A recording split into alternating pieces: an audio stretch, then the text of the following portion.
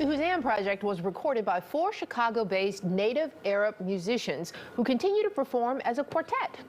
Bandleader Karim Nagy joins us now with more on the art of Arabic music. Thank you so much for being with us. You're welcome, G and Tanya. Thank you. I know that a lot of people quibble with the term Western, but what makes Arabic music different than Western music? Oh, that's a great question. So first of all, we use, and sorry to be technical, microtones. If you think about a piano, the black and white keys, there are notes between those black and white keys, and we play those notes, and not even accidentally. We dwell on them and we enjoy them. Okay, but you still use traditional sheet music. Yes. In playing, but you yourself, you use rhythms. Is that what you were explaining to me? Yes. Because you play like a tambourine and That's you play right. the finger cymbals That's and right. a bunch of different.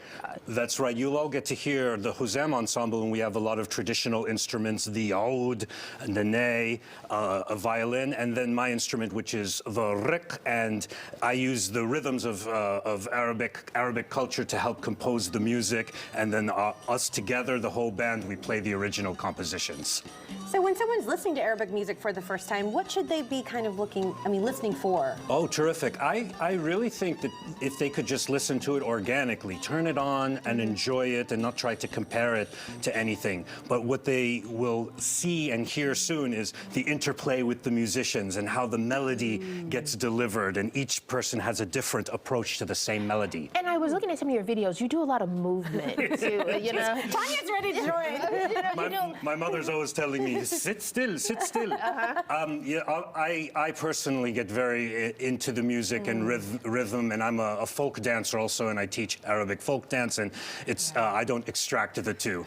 And we were just talking about how music, it's an ambassador for the culture. So what do you hope people learn about the culture through the music? This is a great question. Honestly, a lot of people only know about Arabic culture, meaning the culture of people whose language is Arabic, from Saudi Arabia, Morocco, Iraq, Palestine, Egypt. I'd like them to have something other than the political awareness. Listen to music and get an impression through that. Plus the things we talked about in the break, food and clothing. This is a great way to help people appreciate another culture, and if they know about us through our arts, people will be less afraid of each other. It'll be a little bit more familiar. It would be easier to be friends together. Absolutely, because you have something to associate each other with. Yes. Let's talk about the Huzam Project. You say you focus on traditional Arabic music. Yes, exactly.